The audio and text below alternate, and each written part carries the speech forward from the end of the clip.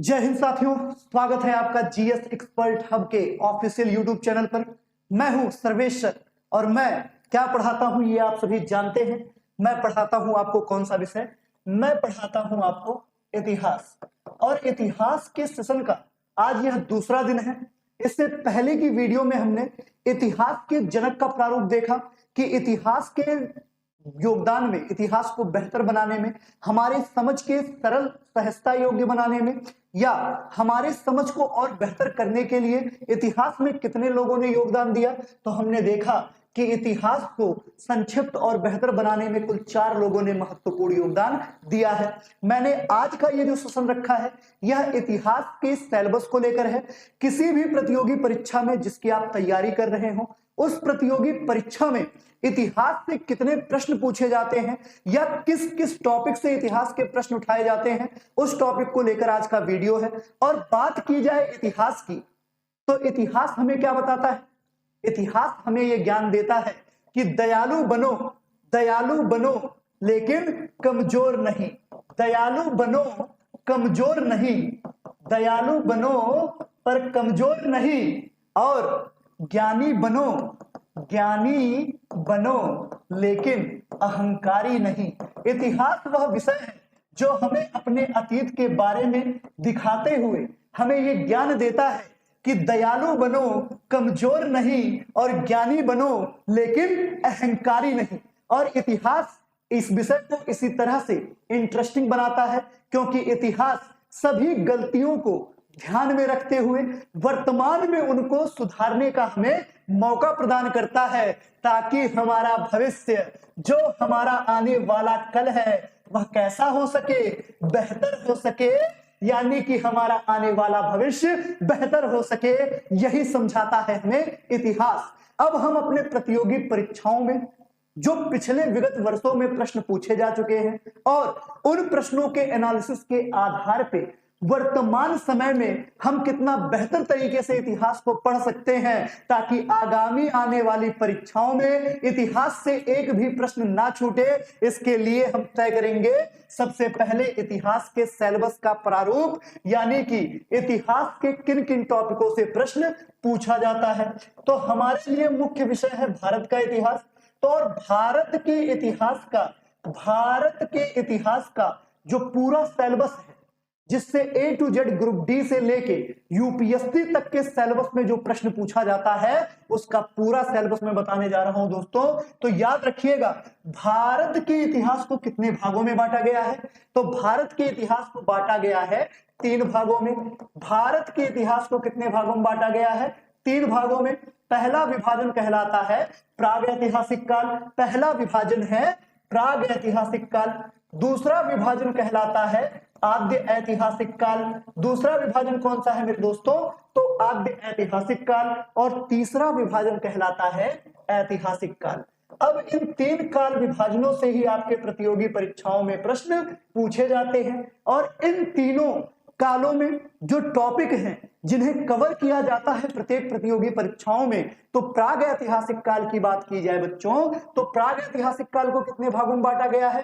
3 भागों में। सबसे पहला विभाजन कहलाता है पुरापाषाण काल। सबसे पहला विभाजन कौन सा है? पुरापाषाण काल। दूसरा विभाजन कहलाता है आपका मध्यपाषाण काल। दूसरा विभाजन कहलाता है मध्यपाषाण काल। और तीसरा विभाजन कहलाता है नवपाषाण काल। मध्यपाषाण काल, पुरापाषाण काल और नवपाषाण काल, ये प्रागैतिहासिक काल के वह टॉपिक हैं जिनसे आपके एग्जामों में प्रश्न पूछा जाता है। आद्य ऐतिहासिक काल की बात की जाए तो आद्य ऐतिहासिक काल को कितने भागों में बांटा जाता है बच्चों? तो आद्य ऐतिहासिक काल को 2 भागों में बांटा जाता है। पहला कहलाता है सिंधु घाटी सभ्यता या सिंधु सभ्यता कहलाता है।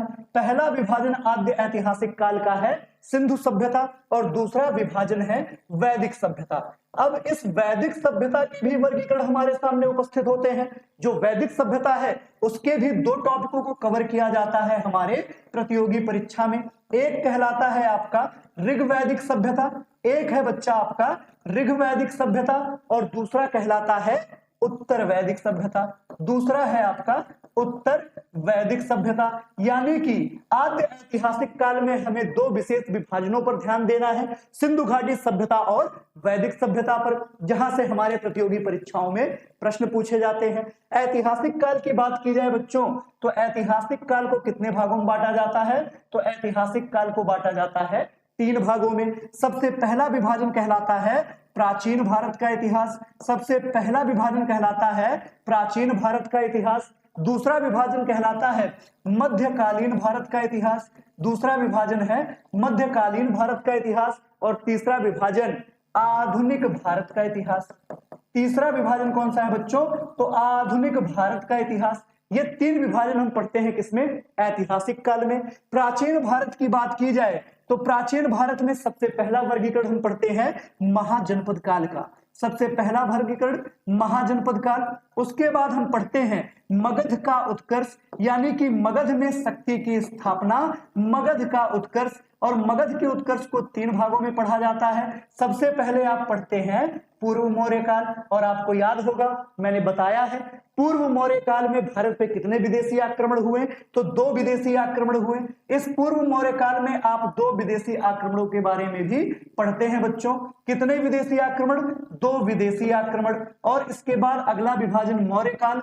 मौर्य काल में कोई भी बाहरी आक्रमणकारी भारत पर हमला नहीं करता है। और तीसरा विभाजन हम पढ़ते हैं मौर्योत्तर काल। यानी कि ये 3 विभाजन हम किसके अंतर्गत पढ़ते हैं बच्चों? मगध के उत्कर्ष में और मौर्योत्तर काल के बाद। आप मगध के उत्कर्ष के बाद कौन सा पढ़ते हैं बच्चों? मगध के उत्कर्ष के बाद अगला टॉपिक चलता है गुप्त काल, और गुप्त काल के बाद हर्षवर्धन काल। ये प्रोबेबल टॉपिक है हर्षवर्धन काल, जहां से आपके प्रतियोगी परीक्षाओं में प्रश्न पूछा जाता है। अब मध्यकालीन भारत के इतिहास की बात की जाए तो इसके 2 स्वरूपों में बांटा जाता है। पहला 8वीं से 13वीं शताब्दी तक, और दूसरा है 13वीं से 18वीं शताब्दी तक। ये 2 विभाजन के आधार पे हम मध्यकालीन भारत के इतिहास की बात करते हैं। 8वीं से 13वीं शताब्दी तक भारत उत्तर भारत, दक्कन भारत और दक्षिण भारत में विभक्त था। और सेम प्रारूप वही है 13वीं से लेके 18वीं शताब्दी तक, उत्तर भारत, दक्कन भारत और दक्षिण भारत। इन तीनों टॉपिकों को हम किसमें कवर करते हैं बच्चों? मध्यकालीन भारत के इतिहास में। अब उत्तर भारत में उस समय जो राजवंश थे, जैसे पाल, सेन, प्रतिहार और राजपूत राजवंश को कवर करते हैं। उसी के समकालीन दिल्ली में हम पढ़ते हैं चौहान राजवंश और दिल्ली सल्तनत काल। फिर दक्कन भारत की बात की जाए तो 8वीं से 13वीं शताब्दी तक हम दक्कन भारत में चालुक्य राजवंश और राष्ट्रकूट राजवंश के बारे में पढ़ते हैं। और उसी के साथ साथ दक्षिण भारत की बात की जाए तो चेर, चोल और पांड्य के साथ पल्लव राजवंश के बारे में पढ़ते हैं। जब हम 13वीं से लेके 18वीं शताब्दी की बात करते हैं बच्चों, तो उत्तर भारत में हम राजपूत के बाद मुगल के बाद अंग्रेजों का शासनकाल पढ़ते हैं। और उसके बाद दक्कन भारत में हम 2 विशेष साम्राज्यों, बहमनी साम्राज्य और विजयनगर साम्राज्य के बारे में पढ़ते हैं। और आधुनिक और दक्षिण भारत में हम पढ़ते हैं किसको? होयसल को और पांड्य और होयसल को हम दक्षिण भारत के इतिहास में 13वीं से 18वीं शताब्दी तक पढ़ते हैं। आधुनिक भारत के इतिहास की बात की जाए तो आधुनिक भारत का जो इतिहास है वह 3 प्रारूपों में पढ़ा जाता है बच्चों। आधुनिक भारत का इतिहास कितने प्रारूपों में? 3 प्रारूपों में। पहला प्रारूप शुरू होता है उत्तरवर्ती मुगल सम्राटों के पतन से, जो चलता है कहां तक, यही आपको देखना है। सबसे पहला विभाजन आप देखते हैं कहां से लेके? औरंगजेब की मृत्यु से लेके भारत का प्रथम स्वतंत्रता संघर्ष 1857 तक। उसके बाद जो दूसरा प्रारूप आप देखते हैं वर्ष 1857 से लेके भारतीय राष्ट्रीय कांग्रेस की स्थापना तक। और तीसरा प्रारूप जो देखते हैं भारतीय राष्ट्रीय कांग्रेस की स्थापना से लेकर वर्ष 1947 तक। कहां तक? वर्ष 1947 तक। इन 3 प्रारूपों में आप आधुनिक भारत का इतिहास कवर करते हैं। तो आपका जो सिलेबस है बच्चा, आपका जो सिलेबस है वह क्या है? आपका पूरा सिलेबस यही है। इसी के आधार पे हम इतिहास को बहुत ही मनोरंजन के साथ आगे बढ़ाते हुए चलेंगे। आज का वीडियो बस भारत के इतिहास का सिलेबस था, जिसके आधार पे आपको अपनी तैयारी को बल देना है। तो इस वीडियो को यहीं समाप्त करते हैं दोस्तों। रिव्यू जरूर दीजिएगा कि सिलेबस का डिस्कशन आपको कैसा लगा, क्योंकि इसके बाद हम शुरू करेंगे अपने चैनल पर प्राग ऐतिहासिक काल। अगली जो वीडियो आपको मिलेगी बच्चों, वह किसकी मिलेगी? प्राग ऐतिहासिक काल की। और जल्द ही प्रबंध किया जाएगा कि लाइव क्लास के माध्यम से हम आपकी क्लासेस संचालित कर सकें। तो बच्चों, इसी के साथ वीडियो को समाप्त करते हैं। बस याद रखिएगा कि इतिहास हमें शिक्षा क्या देता है? इतिहास हमें बताता है कि दयालु बनो, कमजोर नहीं, और ज्ञानी बनो, अहंकारी नहीं। तो इसी के साथ वीडियो को समाप्त करते हैं दोस्तों। जय हिंद, जय भारत।